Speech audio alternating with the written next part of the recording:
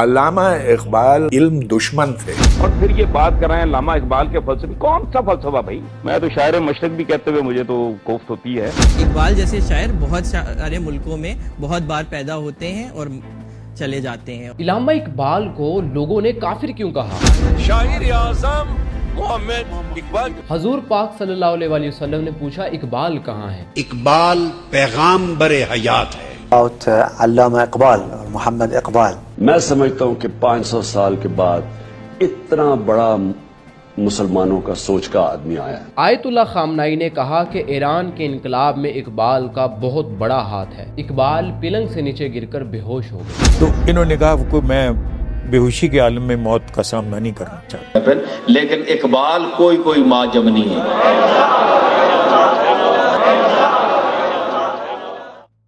अली बख्श अल्लामा इकबाल के घर का एक पुराना मुलाजिम था।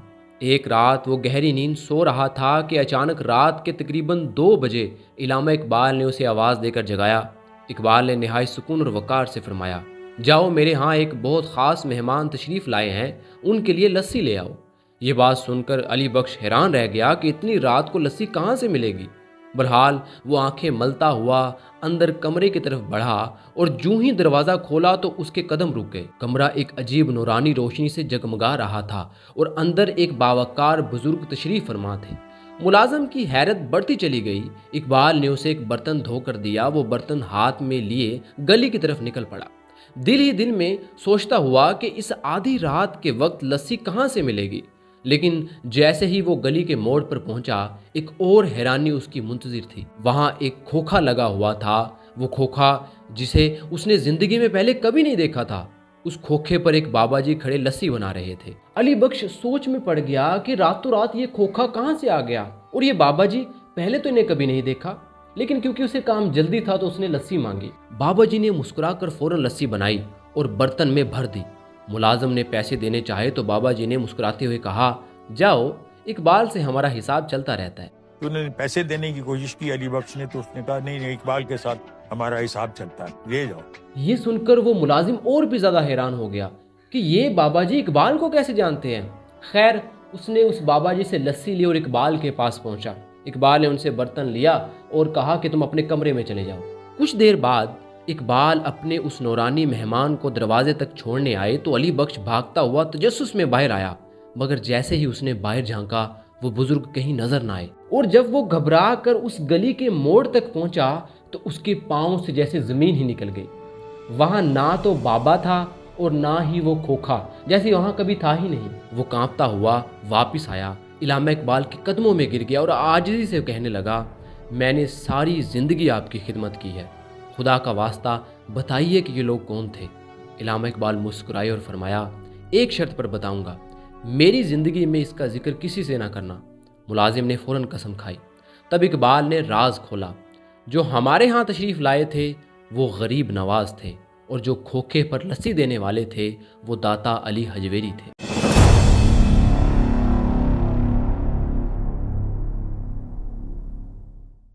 सियालकोट में रहने वाले शेख नूर मोहम्मद, जो एक कश्मीर के ब्राह्मण ख़ानदान से थे और जिनके बुज़ुर्ग पहले ही इस्लाम कबूल कर चुके थे, एक रात एक अजीबो गरीब ख्वाब देखते हैं। वो देखते हैं कि एक बेकनार मैदान में एक सफ़ेद कबूतर आसमान में चक्कर लगा रहा है। कभी वो इतना नीचे आता है कि लगता है कि अभी ज़मीन को छू लेगा और कभी इतनी ऊंची परवाज़ पकड़ लेता है कि यूं महसूस होता है जैसे कोई चमकता हुआ तारा बनकर आसमान की वसतों में गुम हो रहा है। नीचे खड़े बेशुमार लोग हाथ बढ़ा बढ़ा कर उसे पकड़ने की कोशिश करते हैं। सब दीवानों की तरह दौड़ रहे हैं और हाथ उठा रहे हैं, मगर कबूतर किसी के हाथ नहीं आता। वक्त गुजरता है और फिर अचानक वही सफ़ेद कबूतर बिजली की तरह नीचे आता है और सीधा शेख नूर मोहम्मद की झोली में आ गिरता है। आसमान से ज़मीन तक यूं लगता है जैसे एक रोशन कमान बन गई हो। शेख नूर मोहम्मद समझ गए कि खुदा उनके यहाँ एक ऐसा बच्चा भेजने वाला है जो एक बार फिर आसमान और ज़मीन को हम कलाम कर देगा। फिर आती है जुम्मे की सुबह, 9 नवंबर 1877 की वो घड़ी जब पूरा सियालकोट सो रहा था। किसी मस्जिद के मुअज्जिन ने अजान दी और उस वक्त 40 साला नूर मोहम्मद की तारीख और छोटे से घर में, जहां एक खिड़की पर रखा चिराग हल्की हल्की रोशनी दे रहा था, वो चिराग अचानक बुझ गया और फिर इस अंधेरे में एक नौज़ायदा बच्चे के रोने की आवाज़ गूंजी।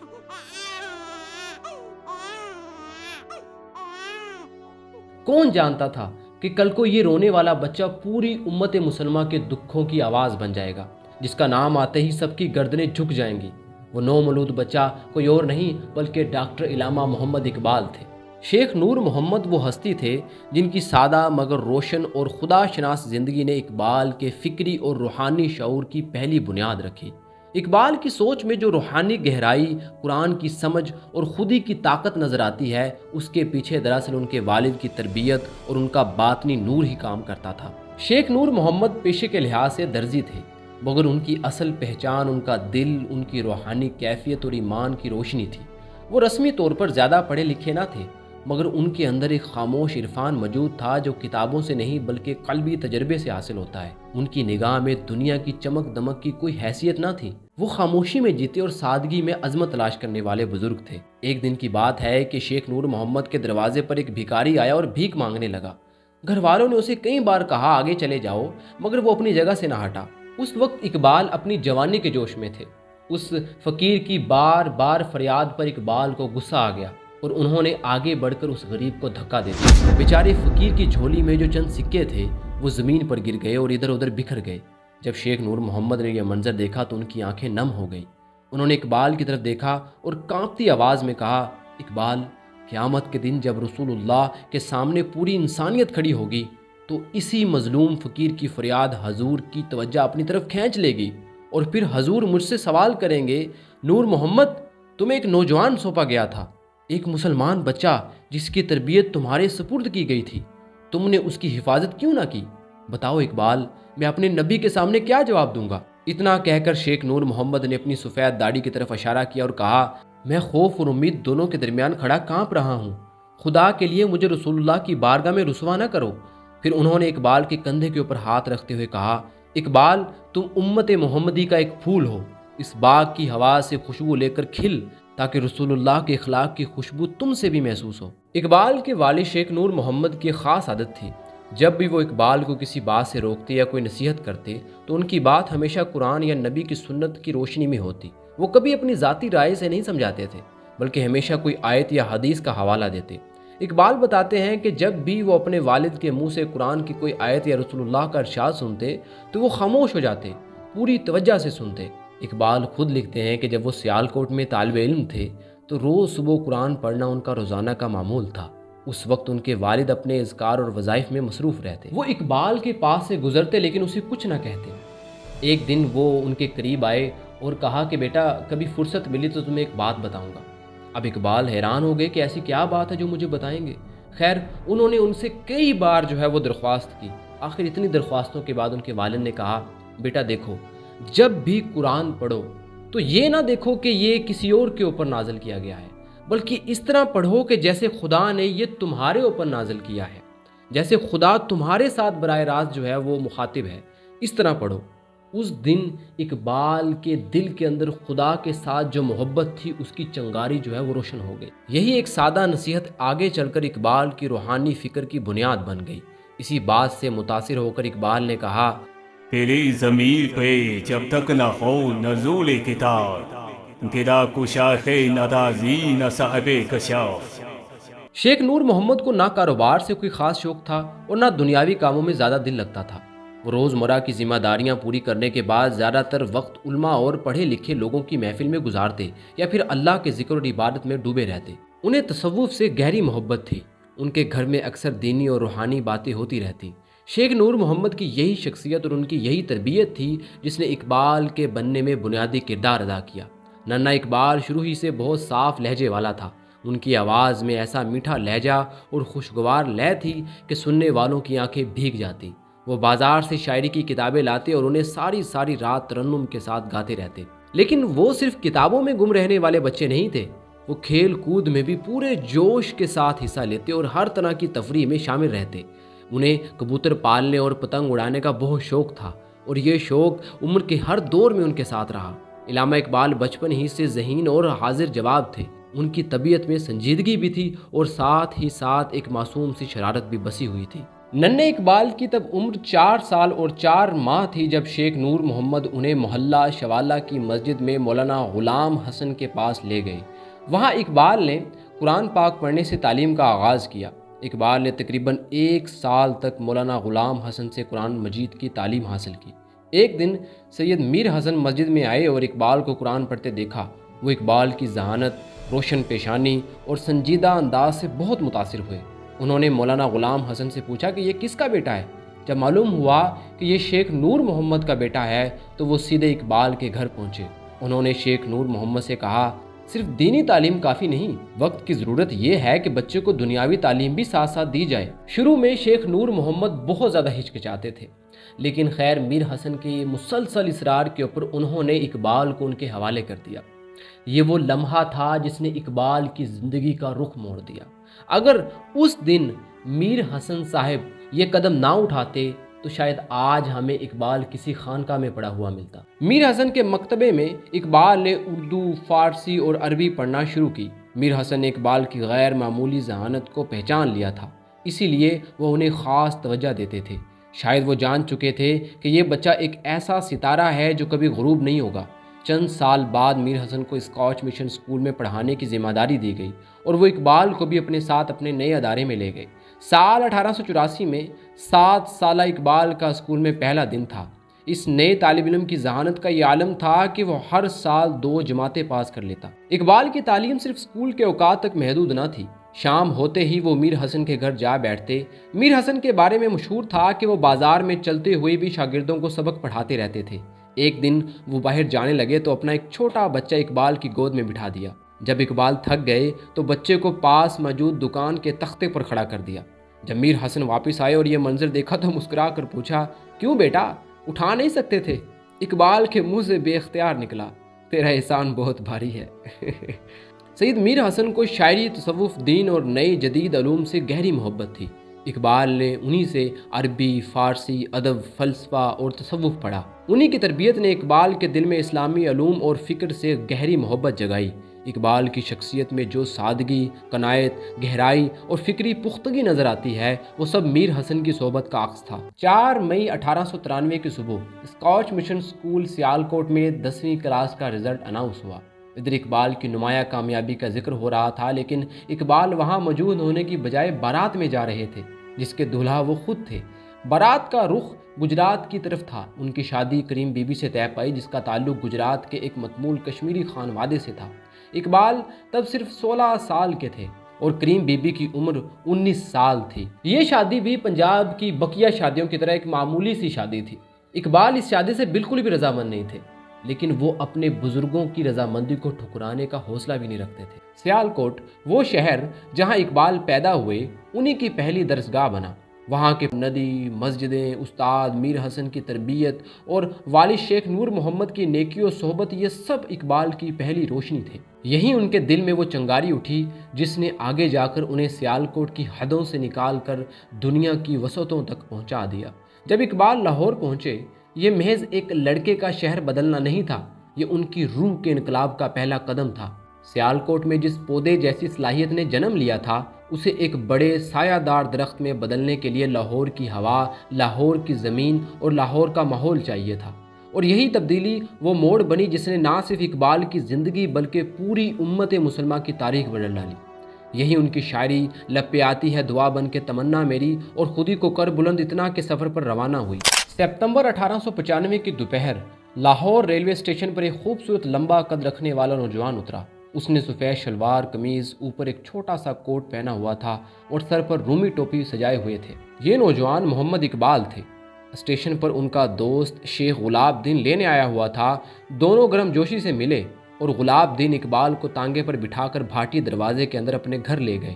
بعد میں اقبال نے گورنمنٹ کالج لاہور میں BA میں داخلہ لیا۔ چند دن دوست کے گھر رہنے کے بعد وہ کوارٹرینگل ہاسٹل کے کمرہ نمبر 1 میں منتقل ہو گئے۔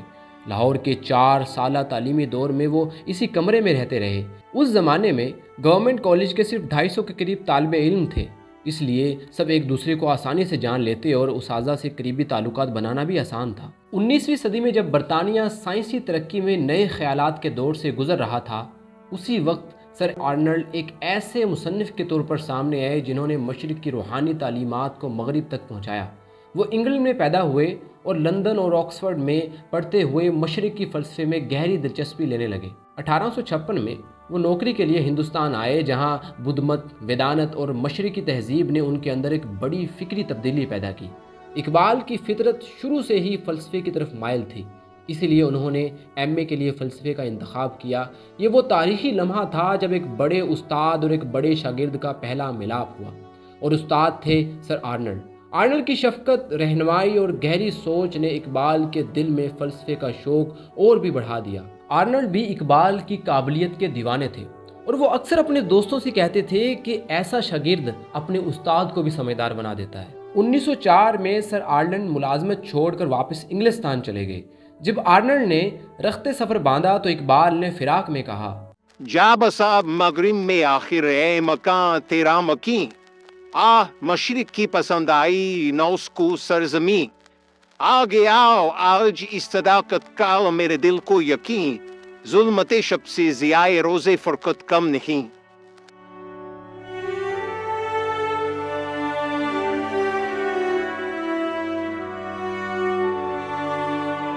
علامہ اقبال کی شاعری کا سفر بہت چھوٹی عمر میں ہی شروع ہو گیا تھا۔ وہ بھی اسکول میں پڑھتے تھے کہ ان کے دل میں بسے ہوئے خیالات خود ہی شعروں کی شکل اختیار کرنے لگے۔ ان کی طبیعت میں ایک خاص قسم کی نرمی، میٹھا پن اور خیالوں کی خوبصورتی موجود تھی، جیسے اندر سے کوئی آواز ہو جو خود کو ظاہر کرنا چاہتی ہو۔ سیالکوٹ کا علمی اور ادبی ماحول جہاں اقبال نے بچپن گزارا، ان کے اس شوق کو ابھارنے میں بہت اہم ثابت ہوا۔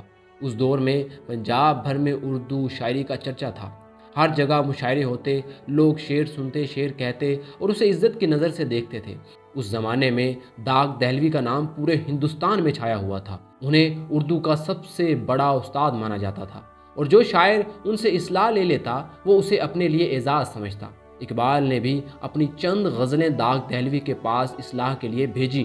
داغ نے جب کلام پڑھا تو فوراً سمجھ گئے کہ یہ کوئی عام شاعر نہیں، پنجاب کے ایک کونے سے اٹھنے والی یہ آواز کل کو بہت بڑا مقام حاصل کرے گی۔ انہوں نے کہا کہ اقبال کے اشعار میں تبدیلی کی ضرورت تقریباً نہ ہونے کے برابر ہے، اور یوں اقبال کو اپنے زمانے کے سب سے بڑے استاد کی غائبانہ شاگردی نصیب ہوئی۔ اگرچہ یہ تعلق زیادہ عرصے تک قائم نہ رہا، لیکن اقبال کی شاعری کے اوپر اس نے بہت زیادہ گہرا اثر چھوڑا۔ اقبال نے بہت سارے مقامات پر داغ دہلوی کا شاگرد ہونے پر فخر کا اظہار کیا۔ داغ دہلوی سے یہی نسبت اقبال کے اندر صاف ستھری زبان، خوبصورت الفاظ اور بہترین انداز بیان پیدا کرنے کا ذریعہ بنی۔ داغ نے اقبال کو لفظ کا وزن، شعر کا توازن اور مصرعے کی خوبصورتی سکھائی۔ یوں کہا جائے تو غلط نہ ہوگا کہ اقبال کی ابتدائی شاعری محض چند اشعار نہیں تھے، بلکہ ان کی ذہنی اور فکری سفر کا پہلا پڑاؤ تھی۔ ان کی فطری صلاحیت، سیالکوٹ کا ماحول اور داغ دہلوی کی نسبت، تینوں نے مل کر اس شاعر مشرق کی بنیاد رکھی جس کی آواز نے بعد میں پوری مشرقی دنیا کو جگا دیا۔ اقبال کی شاعری سے وابستگی کے باوجود لوگ ان کو زیادہ نہیں جانتے تھے، لیکن یہ کیسے ممکن تھا کہ باغ کے اندر ایک کھلا ہوا پھول ہو اور اس کی خوشبو لوگوں تک نہ پہنچے؟ یہ وہ دور تھا جب لاہور علم و ادب کا نیا مرکز بن رہا تھا۔ بھاٹی دروازے کے اندر مشاعرہ کی محفل ہوا کرتی تھی، وہاں تماشائیوں کی اچھی خاصی بھیڑ اکٹھی ہوتی، خاص طور پر لاہور کے کالجوں کے نوجوان طالب علم جو شاعری کا بڑا شوق رکھتے تھے، وہ ان محفلوں میں پورے شوق سے شریک ہوتے۔ اقبال عام طور پر مشاعروں میں جانا پسند نہیں کرتے تھے، مگر ایک دن ان کے چند ہم جماعت ضد کر کے انہیں زبردستی مشاعرے میں لے ہی گئے۔ سر عبد القادر لکھتے ہیں کہ اقبال اپنے چند کلاس فیلوز کے ساتھ وہاں آئے تھے اور لوگ انہیں ابھی پہچانتے بھی نہ تھے۔ عوام کا یہی گمان تھا کہ یہ بھی باقی طالب علموں کی طرح 2-4 شعر سنا کر داد لے لیں گے، لیکن انہیں کیا خبر تھی کہ لمبی ترکی ٹوپی پہنے یہ نوجوان آگے چل کر دنیا کی سوچ بدلنے والا تھا۔ جب اقبال نے ایک سادہ سی غزل سنائی تو محفل میں ایک عجیب سی خاموش حیرت پھیل گئی۔ غزل کی زبان بہت سادہ تھی مگر انداز بے ساختہ اور لہجہ دل کو چھو لینے والا۔ سر عبد القادر کہتے ہیں کہ یوں لگا جیسے اردو شاعری کے آسمان پر ایک نیا تارا نکل آیا ہو۔ شعر کہنا نہیں اقبال کو آتا، لیکن آپ کہتے ہیں سخنور تو سخنور ہی صحیح۔ محفل تالیوں سے گونج اٹھی۔ سامعین نے ایک آواز ہو کر کہا کہ اگلے مشاعرے میں بھی اقبال ضرور شریک ہوں۔ اس رات کے بعد اقبال دھیرے دھیرے لاہور کی ہر ادبی محفل کا حصہ بننے لگے۔ اس وقت مشاعرے زیادہ تر انارکلی کے قریب ہوا کرتے تھے۔ انہیں مشاعروں میں ایک دن اقبال نے اپنی مشہور نظم حمالہ پڑھی۔ نظم کا رنگ بالکل نیا تھا، خیالات مغربی تھے مگر دل کی دھڑکنیں مکمل مشرقی۔ سر عبد القادر کے مطابق یہی وہ لمحہ تھا جب اقبال کی نئی شاعری کا آغاز ہوا۔ مشاعروں میں شہرت بڑھنے کے ساتھ ساتھ اقبال کی پہچان بھی بڑھنے لگی۔ 19ویں صدی کے آخر میں اقبال نے انجمن حمایت اسلام کے سالانہ اجلاس کے لیے ایک نظم لکھی اور یہی نظم انہیں قومی شاعر کی طرف لے جانے والی پہلی سیڑھی ثابت ہوئی۔ اقبال جب اپنا کلام سناتے تو بالکل سادہ انداز میں پڑھتے، مگر جلد ہی دوستوں نے کہا کہ وہ اپنے اشعار ترنم یعنی خوش آہنگی کے ساتھ پڑھا کریں۔ اقبال کی آواز میں ایک درد، ایک نرمی، ایک جادو تھا، سننے والے جیسے بے خود ہو جاتے۔ حیرت کی بات یہ ہے کہ اقبال نے کبھی باقاعدہ موسیقی نہیں سیکھی، مگر راگ، دھن اور آواز کے اتار چڑھاؤ سے انہیں فطری پیار تھا، یہاں تک کہ انہوں نے اپنا ایک ستار بھی خرید لیا اور کچھ عرصہ گھر میں بیٹھ کر مشق بھی کرتے رہے۔ یوں 1895 سے 1899 تک اقبال مسلسل لاہور کے مشاعروں میں جاتے رہے۔ کہیں وہ روایت کے مطابق عام غزلیں پڑھتے تو کہیں نئی سوچ اور نئے انداز سے نظم کا تجربہ کرتے۔ ایک طرف وہ فلسفہ سیکھ رہے تھے تو دوسری طرف شاعری میں ایک نئی بنیاد رکھ رہے تھے۔ ان کی آواز، ان کے الفاظ اور ان کی فکر، یہ سب مل کر ایک ایسی روشنی بننے والے تھے جو چند ہی سال بعد برصغیر کے آسمان پر اقبال کے نام سے چمکنے والی تھی۔ ایم اے کا امتحان مکمل کرنے کے بعد 13 مئی 1899 کو اقبال لاہور کے اورینٹل کالج میں میکلوڈ عربک ریڈر کے عہدے پر مقرر ہوئے۔ ان کی تنخواہ 72 روپے 14 آنے ماہوار تھی۔ یہ اقبال کی پہلی ملازمت تھی، ایک ایسا مرحلہ جہاں وہ تدریس کے ذریعے علم کو نہ صرف سکھانے بلکہ سمجھنے کے عمل سے بھی گزرنے لگے۔ انہی دنوں سر آرنلڈ بھی، جو پہلے گورنمنٹ کالج میں فلسفے کے استاد رہ چکے تھے، کچھ عرصے کے لیے اورینٹل کالج کے قائم مقام پرنسپل مقرر ہوئے۔ اقبال کے لیے یہ بڑی خوش قسمتی کی بات تھی، کیونکہ آرنلڈ وہی استاد تھے جنہوں نے بعد میں ان کے علمی و فکری سفر کی سمت متعین کی۔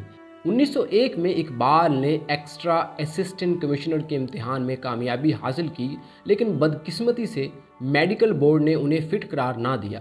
ان کی دائیں آنکھ کی کمزوری کی وجہ سے اقبال کی بینائی بچپن ہی سے متاثر تھی۔ کہا جاتا ہے کہ صرف 2 برس کی عمر میں علاج کے دوران خون زیادہ نکل جانے سے ان کی ایک آنکھ ضائع ہو گئی۔ شاید یہی تجربہ بعد میں ان کی شاعری میں بصیرت اور باطنی نگاہ کی علامت بن گیا۔ یہی وہ برس تھے جب اقبال نے مسلسل علم کے سمندر میں گوتے لگائے اور ایک کے بعد ایک علمی اور سائنسی کتاب کا ترجمہ یا خلاصہ تیار کیا۔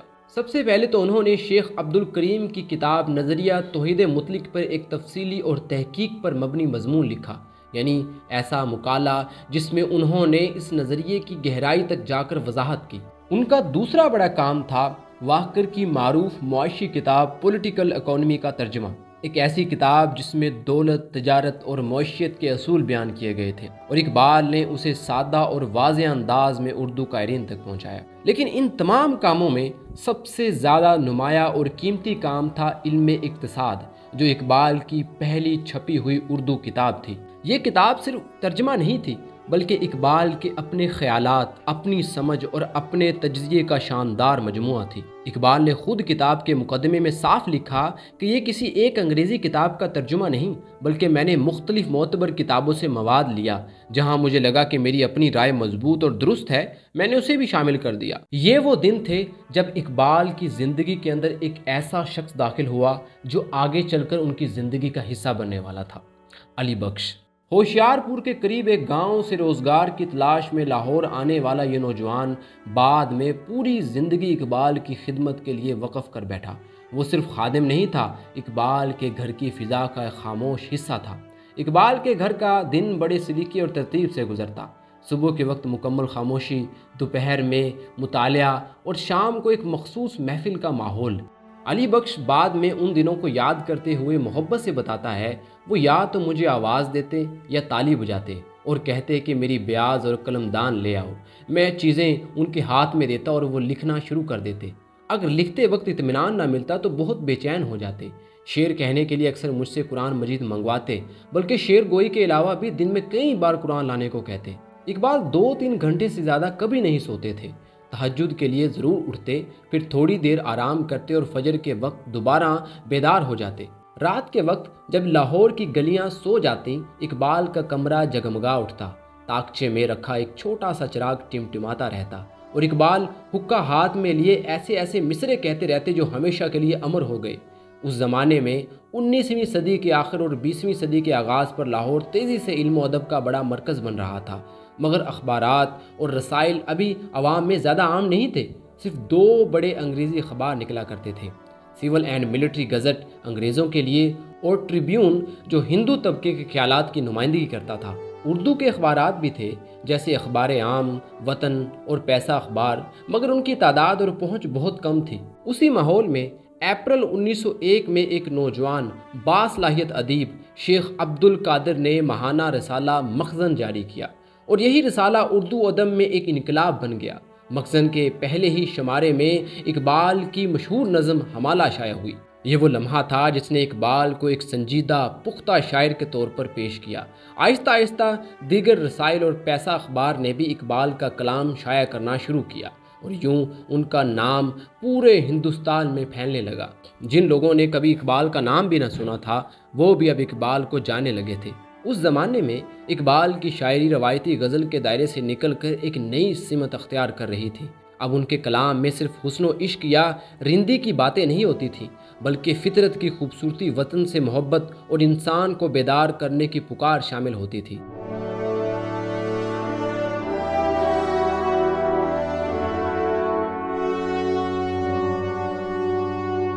اس زمانے میں برصغیر میں حالات بدل رہے تھے، سیاسی ہلچل بڑھ رہی تھی، لوگ بیدار ہو رہے تھے۔ اگرچہ سر سید احمد خان نے مسلمانوں کو سیاست سے دور رہنے کا مشورہ دیا تھا، مگر نئی نسل کے دل میں غلامی کے خلاف نفرت اور آزادی کی شدید خواہش جنم لے چکی تھی۔ دوسری طرف ہندو تعلیم اور تجارت میں مسلمانوں سے بہت آگے نکل گئے تھے، اسی لیے وہ سیاست میں بھی زیادہ سرگرم تھے۔ اسی سوچ کے ساتھ انہوں نے وطنیت کو اپنی شاعری کا مرکز بنا لیا۔ ان کی مشہور نظم سارے جہاں سے اچھا ہندوستان ہمارا اسی دور میں لکھی گئی تھی۔ یہ نظم پورے ملک میں قومی ترانہ بن گئی۔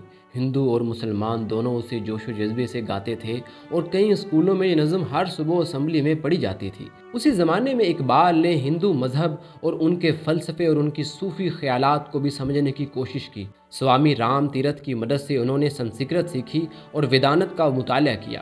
اقبال نے ہندو دیوتا رام چندر جی کے بارے میں بھی بے حد خوبصورت انداز میں لکھا۔ ہے رام کے وجود پہ ہندو سطح کو ناز، اہل نظر سمجھتے ہیں اس کو امام ہند، اجاز اس چراغ ہدایت کا ہے یہی، روشن تراز سحر ہے زمانے میں شام ہند، تلوار کا دھنی تھا، شجاعت میں فرد تھا، پاکیزگی میں جوش محبت میں فرد تھا۔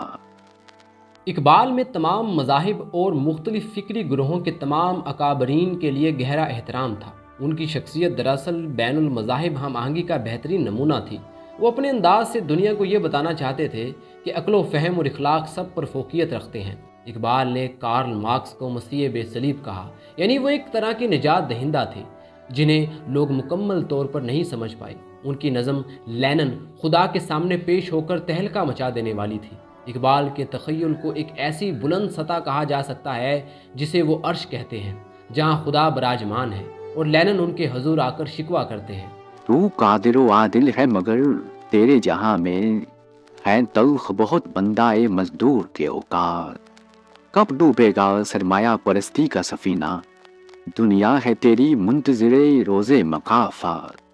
سکھ مذہب کے بانی اور بھکتی فلسفے کے فقیر سائیں نانک کا ذکر کرتے ہوئے اقبال نے لکھا، برہمن سرشار ہے اب تک میں پندار میں، شم غوتم جل رہی ہے محفل غیار میں، بت قدا پھر بعد مدت کے مگر روشن ہوا، نور ابراہیم سے آذر کا گھر روشن ہوا، پھر اٹھی آخر صدا توحید کی پنجاب سے، ہند کو ایک مرد کامل نے جگایا خواب سے۔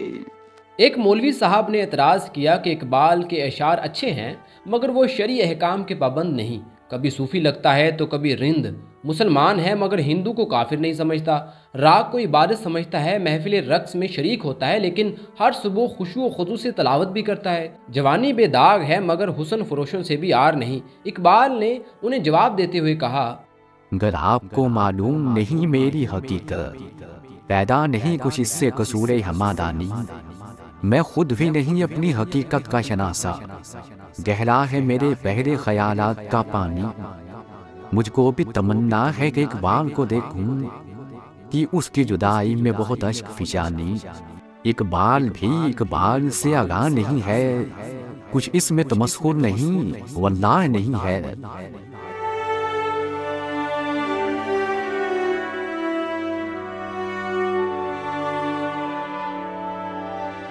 लेकिन इकबाल कोई माँ जमनी है।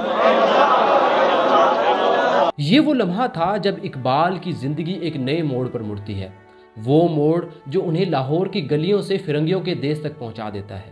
1905 میں جب علامہ اقبال انگلستان کے لیے روانہ ہوئے تو ان کے دل میں صرف یہ خیال نہیں تھا کہ جا کر ڈگری لے لینی ہے، نہیں، ان کے اندر ایک مسلسل آگ جل رہی تھی، سوچ کو وسعت دینے کی، زمانے کے بڑے بڑے فکری بہاؤ کو سمجھنے کی اور علم کے ان دروازوں کو کھولنے کی جو یورپ میں صدیوں سے قائم تھے۔ لاہور کے گورنمنٹ کالج سے فلسفہ میں ایم اے کرنے کے بعد اقبال ایک ایسے مقام پر پہنچ چکے تھے جہاں ان کی ذہانت، ان کے سوالات کی گہرائی انہیں یورپ کے علمی مرکزوں کی طرف کھینچنے لگی۔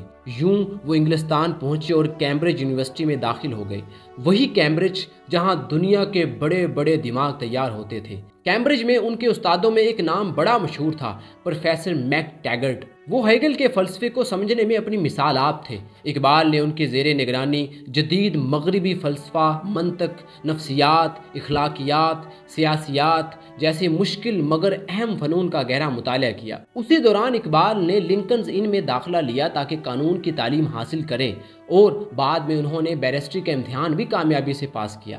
قانون کی یہ تربیت ان کے ذہن میں نظم و ضبط، سماجی انصاف اور سیاست کی نئی راہیں روشن کر گئی۔ آگے چل کر ان کے انہی پہلوؤں نے ان کی فکر ملت، اسلامی قانون اور مسلم ریاست کے نظریات پر گہرا اثر ڈالا۔ پھر اقبال نے انگلستان سے آگے بڑھتے ہوئے جرمنی کا رخ کیا۔ وہاں میونخ یونیورسٹی سے انہوں نے پی ایچ ڈی کی۔ موضوع تھا the development of metaphysics in Persia.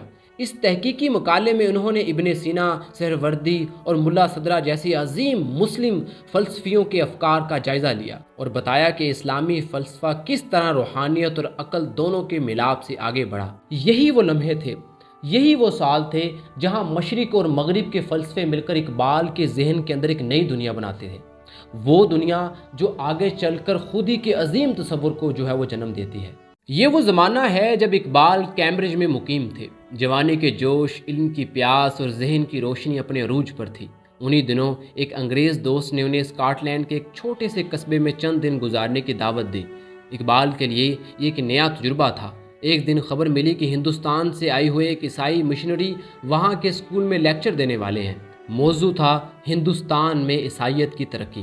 Iqbal چونکہ تجسس رکھنے والے انسان تھے، ہر نئی بات سننے کا شوق اور ہر نظریہ جاننے کی خواہش، اسی لیے وہ اپنے میزبان کے ساتھ لیکچر سننے پہنچ گئے۔ جلسہ شروع ہوا اور بس شروع ہوتے ہی ماحول بدل گیا۔ مشنری نے ایک توہین امیز نیچا دکھانے والے انداز میں ہندوستانیوں کے بارے میں بات چھیڑ دی۔ وہ کہنے لگا، ہندوستان میں تو 30 کروڑ انسان رہتے ہیں، لیکن انہیں انسان کہنا بھی ٹھیک نہیں، وہ تو بس جانوروں سے کچھ ہی بہتر ہیں۔ پھر اس نے سلائیڈ شو شروع کیا جس میں قبائلی لوگوں کی تصویریں دکھا کر مغربی سامعین میں ہندوستان کے لیے نفرت، حقارت اور ترس پیدا کرنے کی کوشش کی۔ مقصد صاف تھا، لوگوں کے جذبات کو بھڑکا کر چندہ جمع کرنا۔ لیکن اقبال ایسی باتیں کہاں برداشت کرنے والے تھے۔ اقبال کے اندر ایک آگ جل اٹھی۔ وہ کھڑے ہوئے اور انہوں نے صدر جلسہ سے بولنے کی اجازت طلب کی۔ جیسے ہی ان کو اجازت ملی تو اقبال نے تہلکہ مچا دیا۔ اقبال نے کہا، میں خالص ہندوستانی ہوں، میری مٹی، میرا وجود، میرا رنگ، میرا لہجہ سب اسی سرزمین کے ہیں جسے مشنری صاحب نے ابھی ابھی کمتر کہا۔ آپ میری شکل دیکھ سکتے ہیں، میرا انداز دیکھ سکتے ہیں، میں اسی ملک کا باشندہ ہوں، میں نے وہیں تعلیم حاصل کی ہے اور علم کی تلاش میں یہاں کیمبرج آیا ہوں۔ آپ خود بتائیے، کیا آپ کے سامنے کھڑا یہ آدمی انسان نہیں ہے؟ حال میں سناٹا چھا گیا۔ پھر اقبال نے ہندوستان کی تہذیبی اور علمی عظمت کا بھرپور دفاع کیا۔ انہوں نے کہا، ہندوستان مشرق کا سب سے مہذب اور باوقار ملک ہے۔ صدیوں تک علم اور فن کی روشنی ہم نے روشن رکھی ہے۔ اگر آج ہم سیاسی طور پر غلام ہیں تو بھی ہمارا ادب اور ہمارا فن، ہماری تہذیب سب اپنی شان رکھتے ہیں۔ مشنری صاحب نے جو خوفناک تصویر دکھائی ہے یہ حقیقت نہیں بلکہ ایک چال ہے تاکہ آپ کے جذبات کو بھڑکا کر آپ کی جیبوں کو ہلکا کیا جا سکے۔ اقبال کی 25 منٹ کی شاندار تقریر نے پورے مجمع کی سوچ بدل دی۔ وہ سامعین جو کچھ لمحے پہلے مشنری کی باتوں پر سر ہلا رہے تھے، اب سب اقبال کی باتوں پر دل سے قائل ہو چکے تھے۔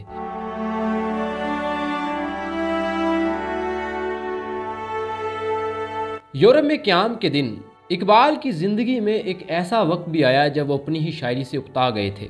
انہیں یوں لگنے لگا جیسے شاعری ان کے کسی کام کی نہیں رہی۔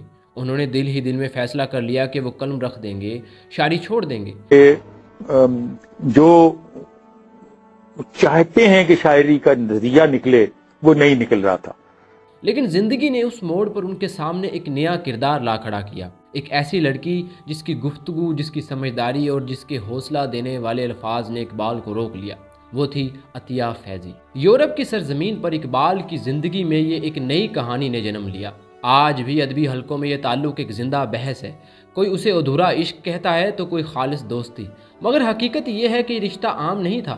یہ ایک ایسا ملن تھا جس میں جذبات، ذہانت، فلسفہ اور احساسات میں سب کچھ ایک دوسرے میں گل مل گئے تھے. عطیہ فیضی خود بھی معمولی عورت نہیں تھی. وہ بمبئی کے مشہور فیضی خاندان سے تعلق رکھتی تھی. وہ خاندان جو علم، ادب، فنون اور تہذیب کے احترام کے لیے جانا جاتا تھا. وہ ترکی، فارسی، عربی اور انگریزی تک پڑھ چکی تھیں اور اپنے دور کی ان چند مسلم خواتین میں سے شامل تھیں جنہوں نے مغربی تعلیم اور مشرقی تہذیب دونوں کو خوبصورتی سے اپنے اندر یکجا کیا ہوا تھا. پھر آیا وہ سال 1907. لندن میں اقبال اور عطیہ کی پہلی ملاقات ہوئی. اس وقت اقبال فلسفہ اور قانون کی تعلیم حاصل کر رہے تھے. ذہنی طور پر مغرب کے علم نے انہیں متاثر کیا ہوا تھا، لیکن دل کی گہرائیوں میں ان کی روح ابھی بھی مشرق سے بندھی ہوئی تھی. عطیہ اس وقت لندن کے علمی حلقوں میں نمایاں تھی.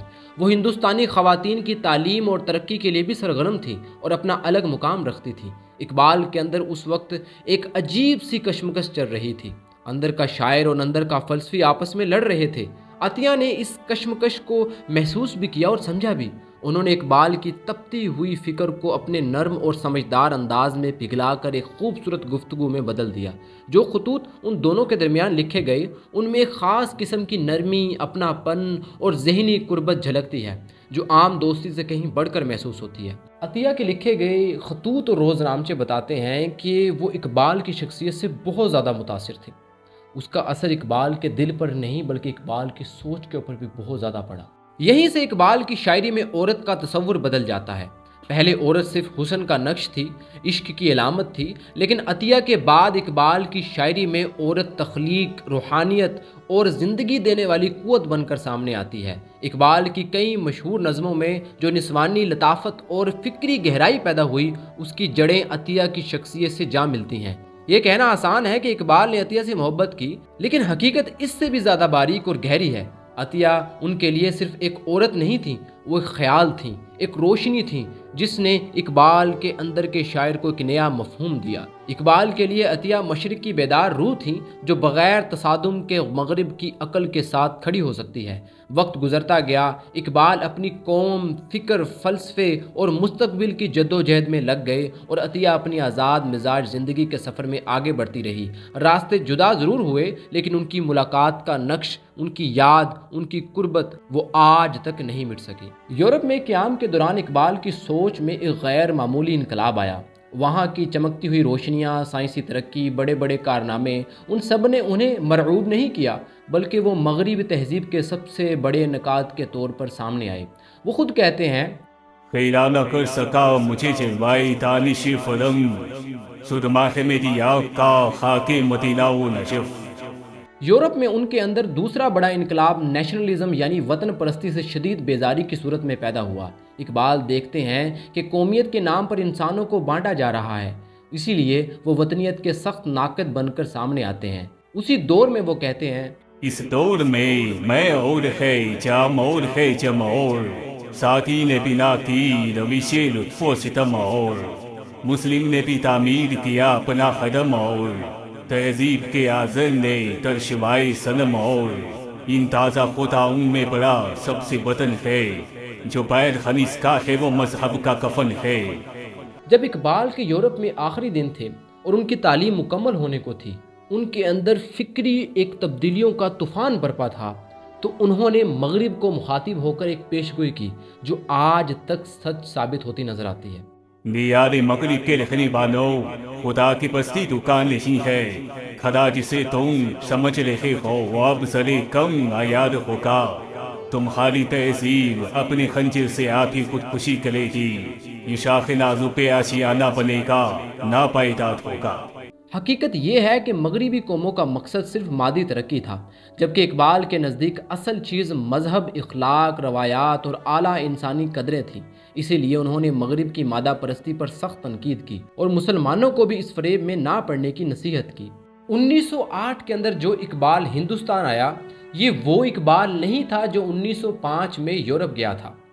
3 سال پہلے جو اقبال وہاں گیا تھا اور اب والا اقبال جو آیا ہے، ان دونوں کے درمیان زمین آسمان کا فرق بن چکا تھا۔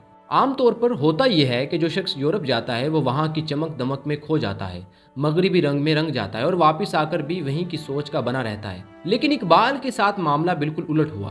اقبال یورپ ضرور گئے لیکن وہاں جا کر وہ مزید مضبوط مسلمان بن گئے۔ وہ اپنے ایمان، اپنی سوچ اور اپنی شناخت کو پہلے سے بھی زیادہ پکا کر کے واپس آئے۔ 1905 میں جب اقبال یورپ روانہ ہوئے تو وہ دراصل ایک ہندوستانی قومیت پرست اور ترقی پسند مسلم نوجوان تھے۔ ان کی شاعری میں وطن پرستی کے گیت گونجتے تھے۔ عجیب بات یہ ہے کہ یورپ میں رہ کر ہی اقبال نے اسلام کو نئے سرے سے پڑھا اور سمجھا۔ انہوں نے جرمن مفکرین جیسے گوئٹے، نیتشے کا بھی مطالعہ کیا، لیکن اس کا نتیجہ یہ نکلا کہ انہیں اسلام کی جامعیت اور روحانی برتری کا اور بھی یقین ہو گیا۔ یورپ میں بیٹھ کر انہوں نے پوری اسلامی دنیا کی محکومی اور پسماندگی کا موازنہ مغرب کی طاقت سے کیا۔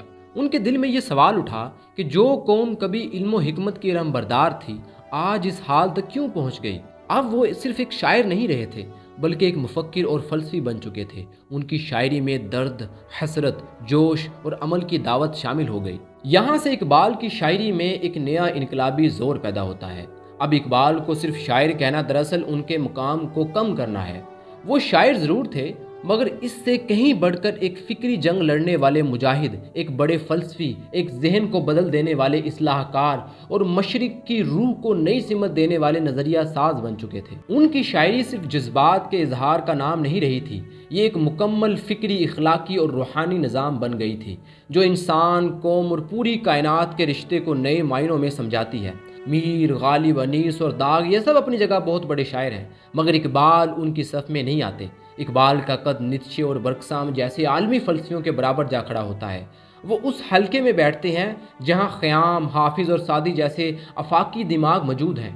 غالب اندرونی پیچیدگیوں میں الجھ کر بات کرتا ہے، میر جذبات کی طغیانی میں بہہ جاتا ہے اور سودا یا انیس لفظوں کے ہنر دکھانے میں کمال رکھتے ہیں، مگر اقبال ان سب راستوں سے آگے بڑھ جاتے ہیں۔ وہ عمل کی بات کرتے ہیں، تخلیق کی آگ بھڑکاتے ہیں اور خودی کا پیغام دیتے ہیں۔ اقبال کے نزدیک شاعری اور فکر کا مقصد صرف باتیں کرنا نہیں بلکہ انسان کے اندر حرکت دینے والی طاقت پیدا کرنا ہے۔ اسی لیے ان کی شاعری جو ہے وہ خوابوں جیسی نہیں بلکہ انقلاب پیدا کرنے والی حقیقت بن جاتی ہے۔ اقبال کا کلام قرآن و سنت کی روشنی سے گہرا جڑا ہوا ہے مگر وہ مذہبی چیزوں کو صرف روایت نہیں بناتے بلکہ ان کو عملی زندگی اور خودی کی طاقت میں بدل دیتے ہیں۔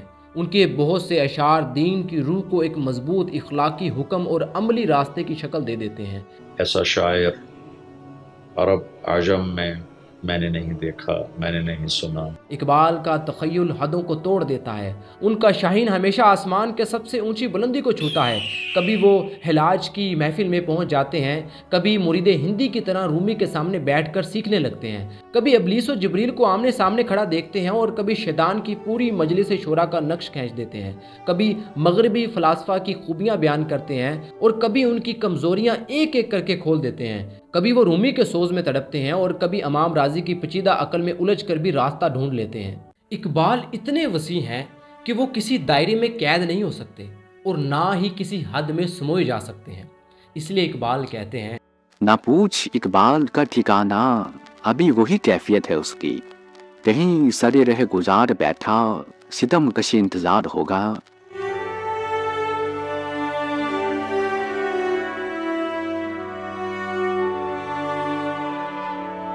1908 میں جب اقبال یورپ سے واپس ہندوستان لوٹے تو آتے ہی انہوں نے پنجاب چیف کورٹ میں وکالت شروع کر دی اور اسی کے ساتھ ساتھ گورنمنٹ کالج لاہور میں پروفیسر کے طور پر فلسفہ بھی پڑھانے لگے۔ اب اقبال کی شاعری ہیرا بن کر چمک رہی تھی اور اسی کی روشنی پورے ہندوستان میں پھیل رہی تھی۔ اقبال نے ہندوستان پر خوبصورت نظموں کی بارش کر دی جن میں بلاد اسلامیہ، گورستان شاہی، ہلال عید، شمع اور شاعر، رام، نانک جیسی شاندار نظمیں شامل تھیں۔ اسی کے اندر ایک وہ نظم بھی تھی جس نے لوگوں کو اقبال کا دیوانہ بنا دیا۔ جی ہاں، میں بات کر رہا ہوں ان کی کمال کی انقلاب پیدا کرنے والی نظم شکوہ کی۔ اسلامیہ کالج لاہور کے صحن میں بہار کی خوشگوار شام تھی۔ اپریل 1911 درختوں کے سائے شام کے ساتھ لمبے ہو رہے تھے اور فضا میں ہلکی ٹھنڈک اور نرم روشنی پھیلی ہوئی تھی۔ انجمن حمایت اسلام کا سالانہ اجلاس جاری تھا۔ صحن طلباء، اساتذہ، اہل علم اور اقبال کے چاہنے والوں سے کھچا کھچ بھرا ہوا تھا۔ ہر آنکھ شاعر مشرق کی راہ تک رہی تھی، کیونکہ آج وہ کوئی نیا کلام سنانے والے تھے۔ مگر سب حیران تھے۔ اس دفعہ اقبال نے کسی کو نہیں بتایا کہ وہ کیا پڑھنے والے ہیں۔ مرزا جلال الدین لکھتے ہیں کہ عام طور پر اقبال اپنی نئی نظمیں فوراً اپنے دوستوں کو سنا دیا کرتے تھے، لیکن جب وہ شکوہ لکھ رہے تھے تو ان پر ایک عجیب سی خاموشی چھا گئی۔ وہ کسی کو کچھ نہیں بتاتے تھے، جیسے ان کے دل میں کچھ بڑا طوفان چل رہا ہے۔ ان کی یہ خاموشی ایسی تھی جیسے بجلی کی چمک ہو، کسی بڑے طوفان سے پہلے کی خاموشی ہو۔ اسی شام اقبال اپنے والد شیخ نور محمد کے ساتھ مرزا جلال الدین کے مہمان تھے۔ ابھی دسترخوان سمیٹا ہی جا رہا تھا کہ انجمن کے سیکرٹری صاحب 2-3 اراکین کے ساتھ اندر داخل ہوئے۔ سانس پھول رہی تھی۔ ڈاکٹر صاحب، جلسہ شروع ہو چکا ہے، لوگ بےتاب ہیں، آپ کا انتظار ہو رہا ہے۔ یہ سنتے ہی اقبال کھڑے ہو گئے۔ جلال الدین کے دل میں بھی بے چینی کی لہر دوڑ پڑی۔ انہیں احساس ہو گیا کہ آج کچھ غیر معمولی ہونے والا ہے، کچھ ایسا جو لاہور کی فضا کو ہلا کر رکھ دے گا۔ جب اقبال پنڈال میں داخل ہوئے تو فضا اللہ اکبر کے فلک شگاف نعروں سے گونج اٹھی، تالیاں بجتی چلی گئیں۔ اقبال حسب معمول سادہ لباس میں تھے، سفید شلوار، چھوٹا کوٹ اور سر پر ترکی ٹوپی، چہرے پر وقار، آنکھوں میں روشنی اور چلنے میں اعتماد جھلک رہا تھا۔ جیسے ہی انہوں نے شکوہ کا پہلا مصرع پڑھا، اے خدا شکوائے ارباب وفا بھی سن لے، خو گرے ہم سے تھوڑا سا گیلا بھی سن لے۔ سامعین یوں لگنے لگے جیسے کسی اور جہان میں پہنچ گئے ہوں۔ سر عبد القادر جو اسی محفل میں موجود تھے لکھتے ہیں کہ جب اقبال نے شکوہ پڑھنا شروع کیا تو عجیب سی کیفیت چھا گئی، ایک ایسی کیفیت جس میں خوشی اور غم دونوں شامل تھے۔ کچھ چہروں پر وجد کی حالت تھی جیسے روح کسی اور دنیا میں ہو۔ کچھ لوگ آنسو صاف کر رہے تھے، لوگ پھولوں سے جھولیاں بھر کر لائے تھے اور جب اقبال پڑھ رہے تھے تو ان پر پھولوں کی بارش شروع ہو گئی۔ لیکن اس پورے منظر میں سب سے زیادہ خوبصورت جھلک وہ تھی جب اقبال کے والد مجمع کے اندر بیٹھے اپنے بیٹے کو سن رہے تھے۔ ان کے چہرے کے اوپر فخر کی روشنی تھی، لیکن ان کی آنکھوں میں ایک غمگین تاثیر، وہی جو اقبال کے چہرے پر بھی نظر آ رہی تھی۔ اس رات صرف شکوہ نہیں پڑھا گیا، اس رات شکوہ کا جادو، اس کا طلسم پورے لاہور پر چھا گیا۔ اقبال کی آواز نے ایسی گونج پیدا کی جو آنے والی نسلوں تک سنائی دیتی رہی۔ ایک شاعر کا شکوہ دراصل پوری امت کی روح کی آواز بن گیا۔ مگر جیسے ہی شکوہ ختم ہوا تو جیسے ایک طوفان برپا ہو گیا۔ ایک طرف وہ لوگ تھے جو ان کی تعریفیں کرتے نہیں تھکتے تھے، لیکن دوسری طرف ان کے اوپر تنقیدیں بھی کی جا رہی تھی۔ علامہ اقبال کی شخصیت میں فکری گہرائی کے ساتھ ایک شگفتہ مزاح بھی شامل تھا۔ وہ گفتگو میں کبھی تلخی کو چھونے نہیں دیتے تھے۔ ان کا طنز ہمیشہ نرمی میں لپٹا ہوتا اور بات ایسی کہ دل پر سیدھی اثر کرتی۔ کہا جاتا ہے کہ ایک مولانا صاحب جو اپنے ایک مقدمے میں قانونی مشورہ لینے کے لیے اکثر اقبال کے پاس آتے تھے، ان کی عادت تھی کہ مشورے کے ساتھ نصیحت بھی کر جاتے۔ وہ اپنی بہن کو وراثت کے حصے سے محروم کرنا چاہتے تھے، مگر ساتھ ہی ساتھ اقبال کو روز نصیحت کرتے کہ ایک سچے مسلمان کو داڑھی ضرور رکھنی چاہیے، کیونکہ یہ اسلام کے اندر ہے اور شریعت کا حصہ ہے۔ اقبال خاموشی سے سنتے رہے، مگر اندر ہی اندر ان روزمرہ کی تلقینوں سے کچھ اکتا گئے۔ ایک دن مولانا نے حسب معمول کہا، ڈاکٹر صاحب آپ عالم دین ہیں، شریعت کی حامی ہیں، مگر آپ داڑھی نہیں رکھتے۔ اقبال نے مسکرا کر کہا، مولانا آپ کی نصیحتوں کا مجھ پر بہت اثر ہوا ہے اور میں نے سوچا ہے کہ آج ہی آپ سے ایک معاہدہ کر لوں۔ یہ بجا ہے کہ مسلمان کے منہ پر داڑھی نہ ہونا شریعت کے خلاف ہے، لیکن بہن کو وراثت سے محروم کرنا بھی تو اسلام کے منافی ہے۔ چلیے آپ ہاتھ ملائیے، میں آج سے داڑھی بڑھا لیتا ہوں اور آپ اپنی بہن کو حصہ دے دیجئے۔ بس پھر نہ مولانا کا ہاتھ آگے بڑھا اور نہ ہی اقبال کی داڑھی بڑھی۔ ایک دفعہ علامہ اقبال سے کسی نے سوال کیا کہ عقل کی انتہا کیا ہے؟ آپ نے کہا حیرت۔ پھر اس نے سوال کیا کہ عشق کی انتہا کیا ہے؟ آپ نے کہا کہ عشق کی کوئی انتہا نہیں۔ اس شخص نے کہا لیکن آپ نے تو اپنے اشعار کے اندر کہا ہے کہ تیری عشق کی انتہا چاہتا ہوں۔ تو اقبال صاحب مسکرا اٹھے۔ انہوں نے کہا کہ دوسرا مصرع بھی تو پڑھو جس میں میں نے اپنی بیوقوفی کا اعتراف کیا ہے کہ میری سادگی دیکھ میں کیا چاہتا ہوں۔ اقبال کی ادبی زندگی تو بہترین چل رہی تھی، لیکن ان کی ازدواجی زندگی بہت ساری مشکلات کا شکار تھی۔ ان کی پہلی شادی اب بھی ان کی زندگی کے اندر ایک دکھتی رگ کی طرح موجود تھی۔ کریم بی بی کے ساتھ ان کے تعلقات میں ہمیشہ کشیدگی رہی۔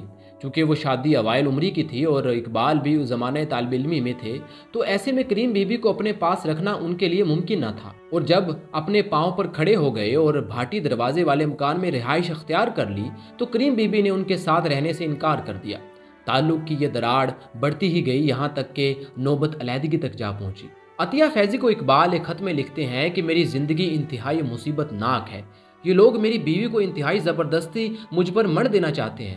میں نے اپنے والد کو لکھ دیا ہے کہ انہیں میری شادی کروانے کا کوئی حق نہ تھا۔ وہ خود ہی نہیں آباد ہو سکی، وہ تو حویلیوں کی پلی ہوئی تھیں۔ دونوں میاں بیوی کے درمیان اس کشیدگی کا اثر یہ بھی ہوا کہ ان کی اولاد شفقت اور صحبت اقبال سے محروم رہی، یہاں تک کہ بیٹے آفتاب اقبال تو اپنے والد سے بدظن بھی رہنے لگے تھے۔ بالآخر دونوں میں علیحدگی کا فیصلہ ہوا۔ طلاق دیے بغیر اقبال نے کفالت کی ذمہ داری اٹھا کر اس مضطرب کہانی کا رخ اپنے سے دوسری جانب موڑ دیا۔ یورپ سے واپسی کے بعد اقبال کی شخصیت میں ایک نیا وقار، ایک نیا رنگ آ گیا تھا۔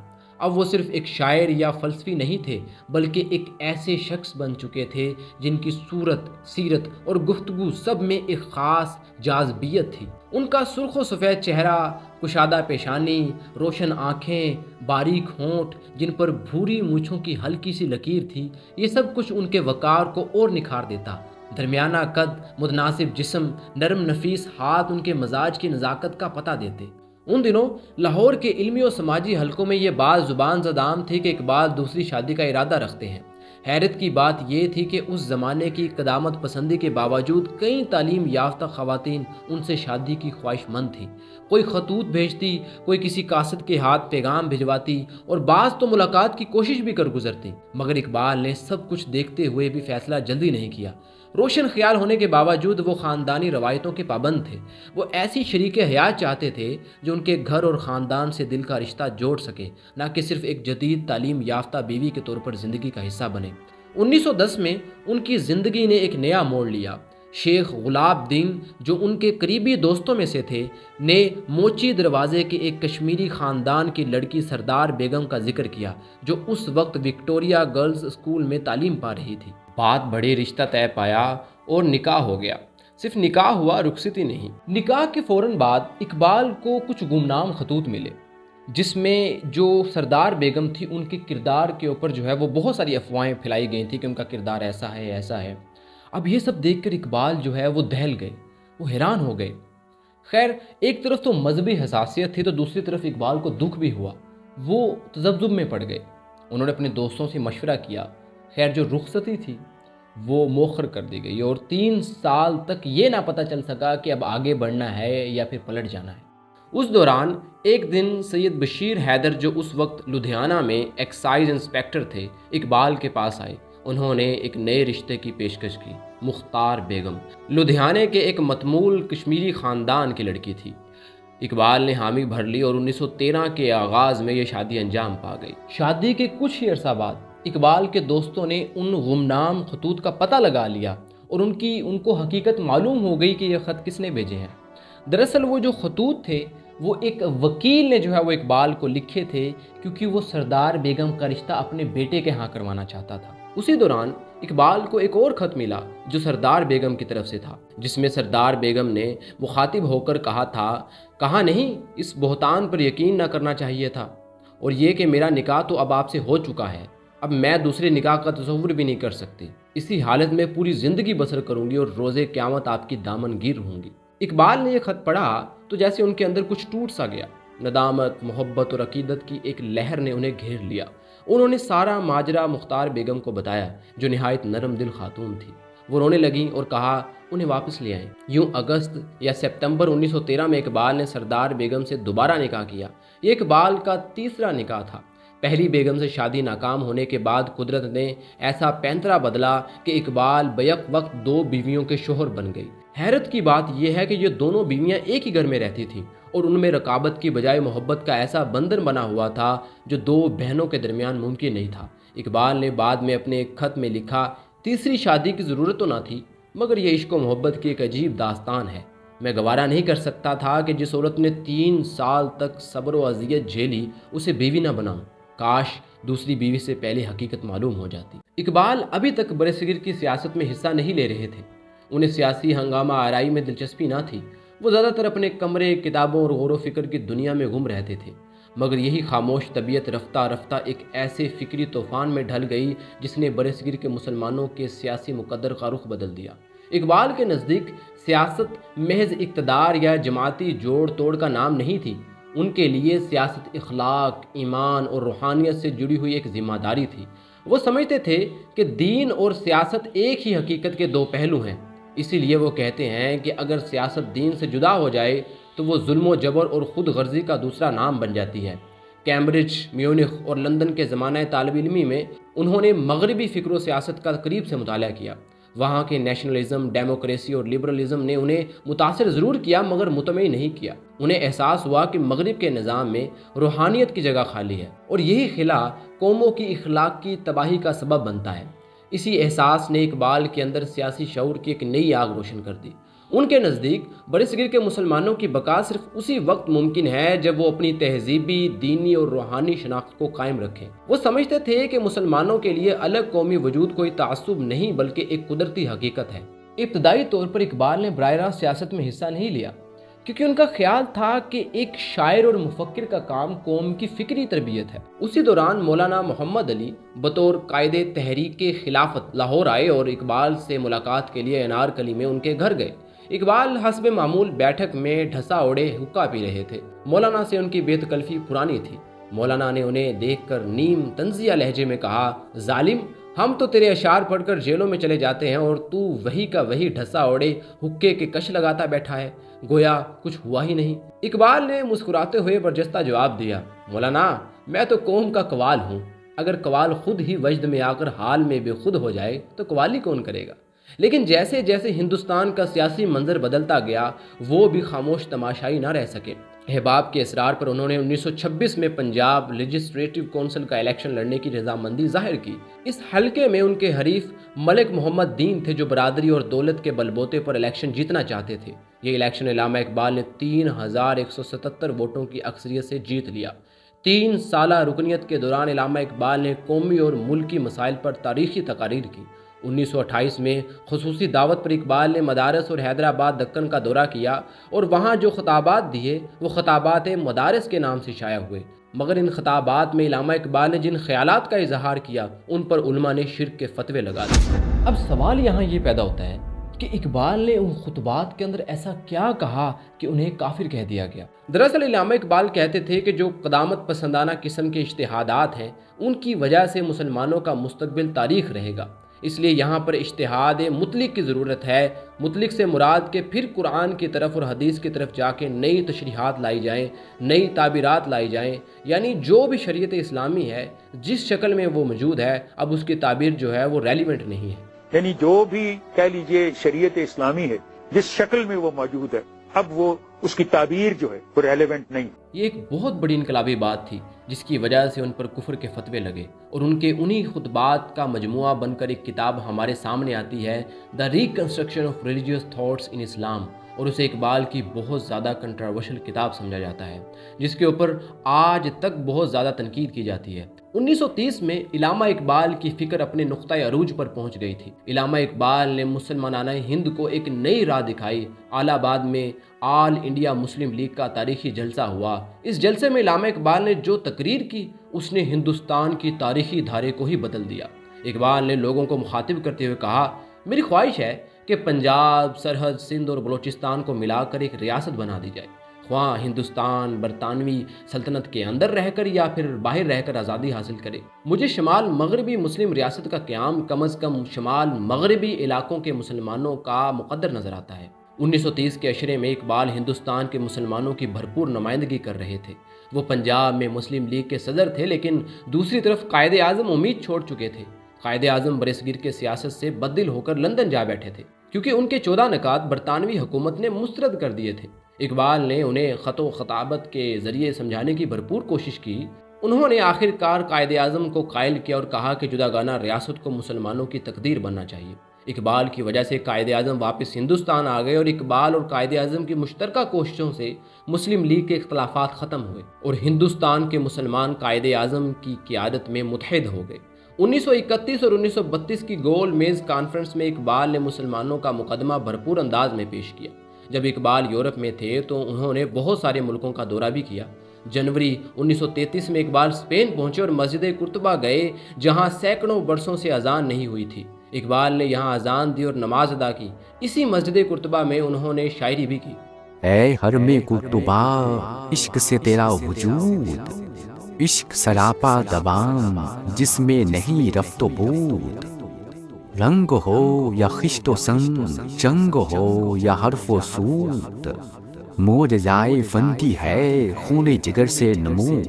جب اقبال یورپ میں تھے، ان کے بیٹے جاوید نے انہیں خط لکھا اور بڑی محبت سے گزارش کی کہ بابا واپسی پر میرے لیے ایک گرامو فون لے آئیے گا، مگر اقبال نے صرف گرامو فون کا جواب نہیں دیا، انہوں نے جاوید کو زندگی کا ایک ایسا سبق دیا جو ہر دور کے نوجوان کے لیے مشعل راہ ہے۔ اپنے خط میں انہوں نے کہا، دیار عشق میں اپنا مقام پیدا کر، نیا زمانہ نئی صبح و شام پیدا کر، خدا اگر دل فطرت شناس دے تجھ کو، سکوت لانا و گل سے کلام پیدا کر، میرا طریق امیری نہیں فقیری ہے، خودی نہ بیچ غریبی میں نام پیدا کر۔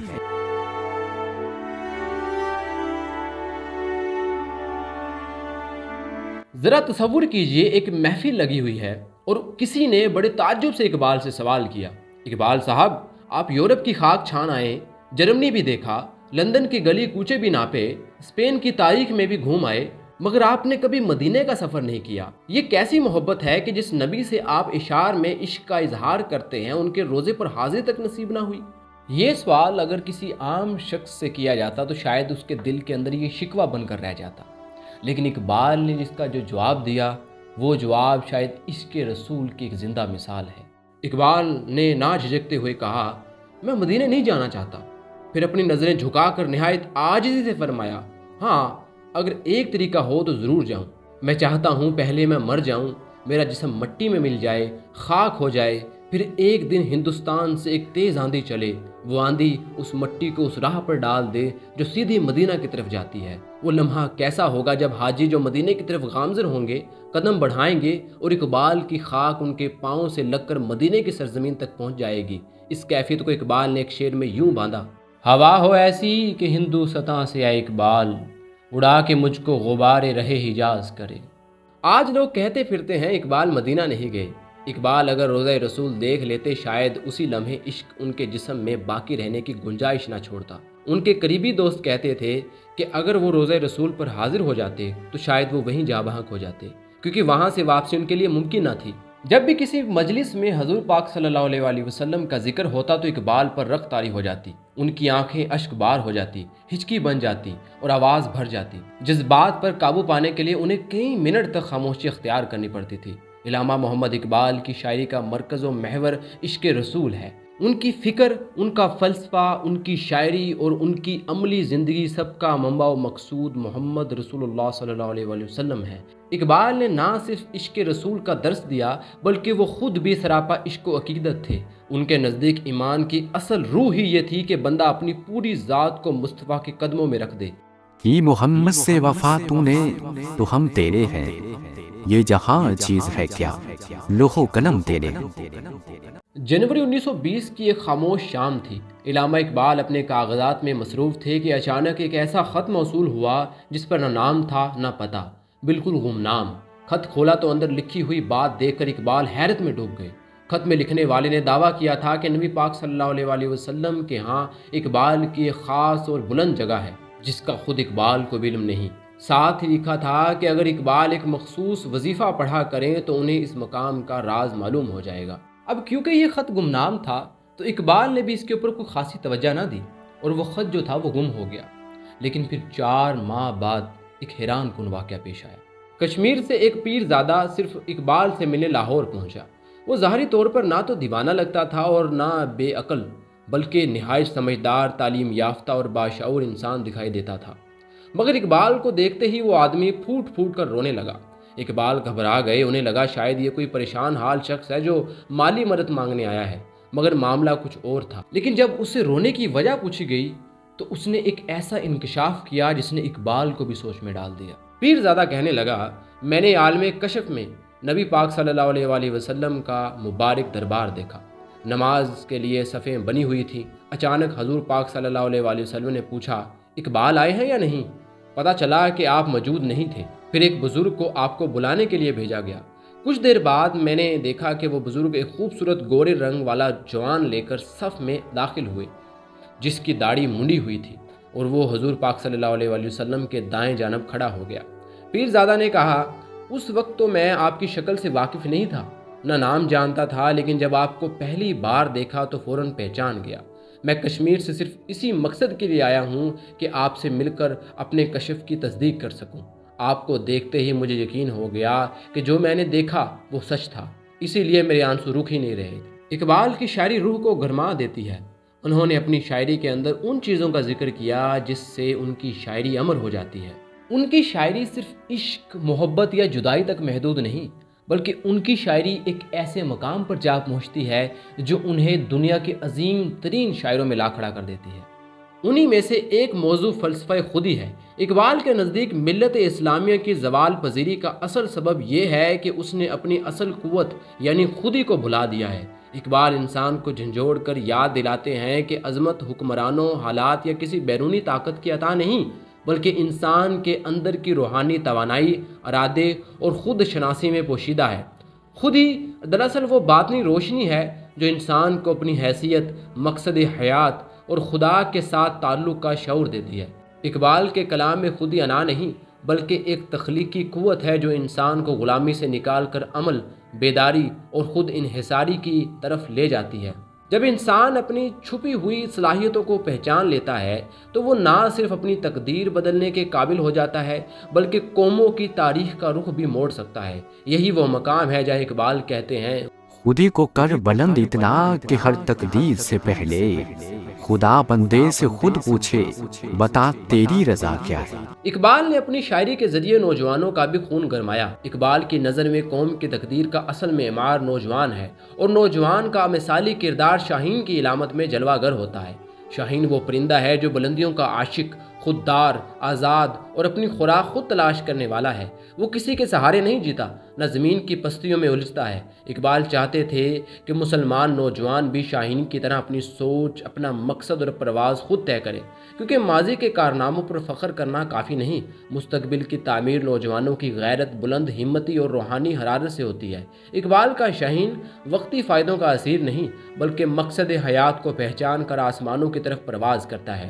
یہی وجہ ہے کہ اقبال نوجوانوں کو للکارتے ہیں کہ وہ اپنی کھوئی ہوئی خودی کو پہچانیں، غفلت کے پردے چاک کریں اور دنیا کو دکھا دیں کہ اصل پرواز زمین پر نہیں، آسمانوں کی تنہائیوں میں طے ہوتی ہے۔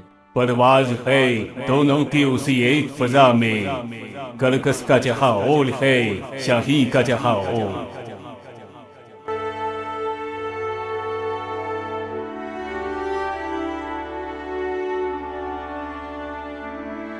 اقبال کی شاعری نے صرف برصغیر کے مسلمانوں کو ہی متاثر نہیں کیا، بلکہ دنیا بھر کے لوگوں کو اپنے نظریے، اپنی سوچ کا دیوانہ بنا لیا، جس میں سے ایک ملک ایران کا بھی ہے۔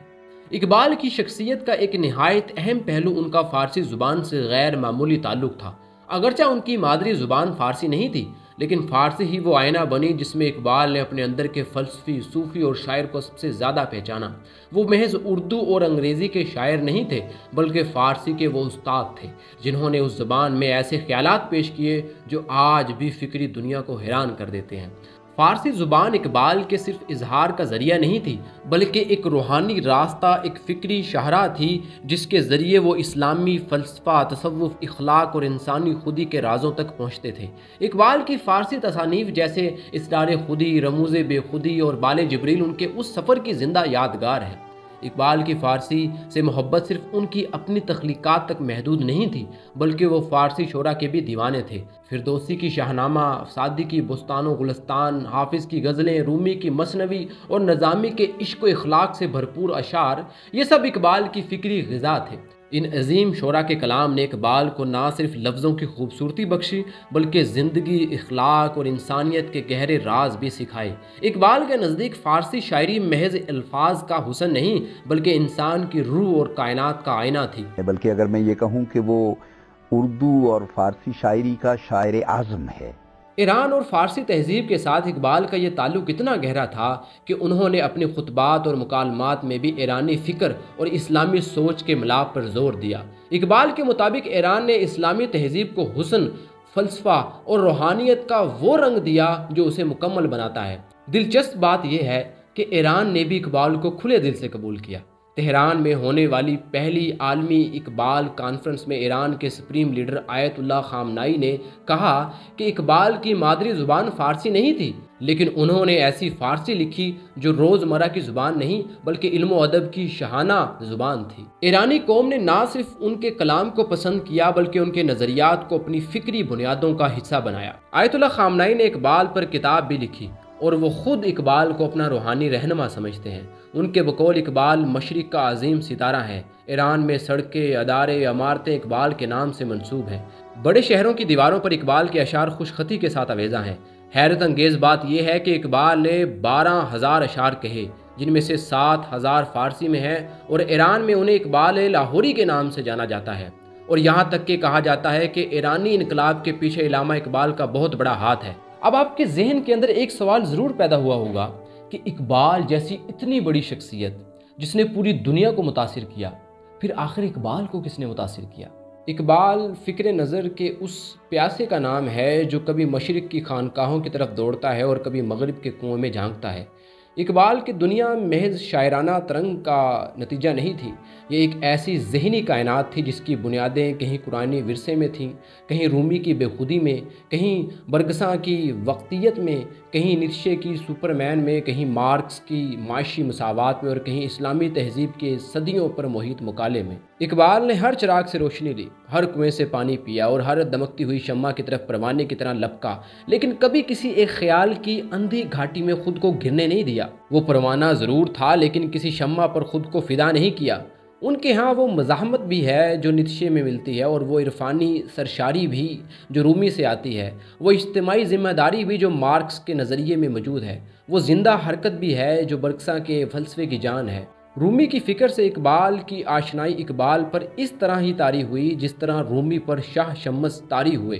اقبال جب رومی کے در پر جا بیٹھا تو فقط اقبال نہ رہا بلکہ مرید ہندی بن گیا۔ لاہور کا شاعر کونیا کے درویش کے عشق میں ڈوب کر مشرق کے ماتھے کا جھومر بن گیا۔ اقبال کہا کرتے تھے کہ رومی نہ ہوتا تو میں راستہ بھولا ہوا انسان رہ جاتا۔ But he loves Maulana Rumi, and Maulana Rumi is really his murshid, and he has written all his Persian masnavis in the same meter. لیکن ان سب کے بیچ اقبال کے استاد کو نہ بھول جائیے گا۔ جی ہاں، میں بات کر رہا ہوں میر حسن صاحب کی۔ 1923 کے اندر جب اقبال کو سر کا خطاب دینے کی پیشکش کی گئی تو اقبال نے وہ خطاب لینے سے انکار کر دیا اور کہا کہ جب تک میرے استاد میر حسن صاحب کو ان کی علمی خدمات پر ان کا اعتراف نہ کیا جائے میں یہ خطاب نہیں لوں گا۔ تو گورنر پنجاب نے پوچھا کہ کیا ان کی کوئی تصانیف ہے؟ تو اقبال نے کہا میں ان کی تصنیف ہوں۔ اس کے بعد اسی موقع پر جو ہے وہ میر حسن صاحب کو شمس العلماء کا خطاب دیا گیا۔ علامہ محمد اقبال نے اپنی زندگی میں بے شمار کتابیں لکھی اور ہر کتاب ایک نئے خیال، ایک نئی سوچ اور ایک نئی روشنی کا دروازہ کھولتی ہے۔ ان کی تحریریں آج بھی ہمارے دل و دماغ کو جھنجھوڑتی ہیں اور سوچنے پر مجبور کرتی ہیں۔ اقبال کی مشہور کتابوں میں بانگ درا، بال جبریل، ضرب کلیم، اسرار خودی، رموز بے خودی، پیام مشرق، زبور عجم اور جاوید نامہ جیسی بہت سی کتابیں شامل ہیں۔ ہر کتاب اپنے موضوع، اپنے پیغام اور اپنی زبان کے اعتبار سے ایک شاہکار ہے۔ جب اقبال شہرت کی بلندیوں پر تھے اور ان کے اشعار جو تھے وہ زبان زدام تھے اور ان کی کتابیں برصغیر کے کونے کونے تک پہنچ چکی تھی تو اقبال کو اپنے والد کی ایک بات یاد آئی۔ بچپن میں جب شیخ نور محمد نے اقبال کو بلایا اور کہا بیٹے میں نے تمہارے پڑھانے لکھانے میں جو محنت صرف کی ہے میں تم سے اس کا معاوضہ چاہتا ہوں۔ اقبال نے جب پوچھا کہ وہ معاوضہ کیا ہے تو شیخ نور محمد پہلے تو خاموش ہو گئے اور پھر یہ کہہ کر بات کو ٹال دیا کہ کسی اور موقع پر بتائیں گے۔ پھر ایک دن انہوں نے کہا کہ اقبال میری محنت کا معاوضہ یہ ہے کہ تم ہمیشہ اسلام کی خدمت کرنا۔ اقبال کہتے ہیں کہ جب میری شاعری زبان زدام پر تھی اور میری نظموں سے ملت اسلامیہ کی احیاء کا خواب ہر آنکھ میں جگمگانے لگا تب میرے والد بستر مرگ پر تھے۔ ایک بار میں نے ان سے پوچھا کہ کیا میں معاوضہ ادا کرنے میں کامیاب ہوا تو انہوں نے انگشت شہادت اٹھاتے ہوئے کہا کہ تم نے میرا حق ادا کر دیا۔ علامہ اقبال کی شخصیت بظاہر روبدار اور فکری لحاظ سے پہاڑ کی مانند تھی मगर दिल इतना नरम कि मोम भी पिघल जाए। अक्सर उनको गुस्सा कम आता, लेकिन जब आता तो खुद पर काबू पाना बहुत ज़्यादा मुश्किल हो जाता। मगर उनकी असल अजमत उन लम्हात में झलकती थी जब दूसरों के लिए बेमिसाल शफकत दिखाते। अली बख्श जो बरसों इकबाल के साथ रहे, एक हैरत अंगेज़ वाक़या सुनाते हैं। एक रात घर में चोर घुस आया। घर वालों ने फ़ौरन उसे पकड़कर खूब पिटाई शुरू कर दी, मगर इकबाल ने हैरत अंगेज़ तौर पर उस शख्स का हाथ पकड़कर रोक दिया और फरमाया, चोर को ना मारो। यही नहीं बल्कि आगे बढ़कर उस भूखे चोर को खाना खिलाया और फिर उसे इज्जत के साथ रुखसत भी कर दिया, जैसे वो चोर नहीं कोई मेहमान हो। अली बख्श मजीद बताते हैं कि इकबाल किसी दूसरे को अजियत में नहीं देख सकते थे, ख़ास तौर पर बहता हुआ खून। यह मंजर उनके लिए नाकाबिले बर्दाश्त था। एक मरतबा बचपन में जावेद इकबाल को मामूली सी चोट लगी और थोड़ा सा खून निकला। बस ये मंजर देखते ही इलामा के हवास जवाब दे गए और उन्हें गश आ गया।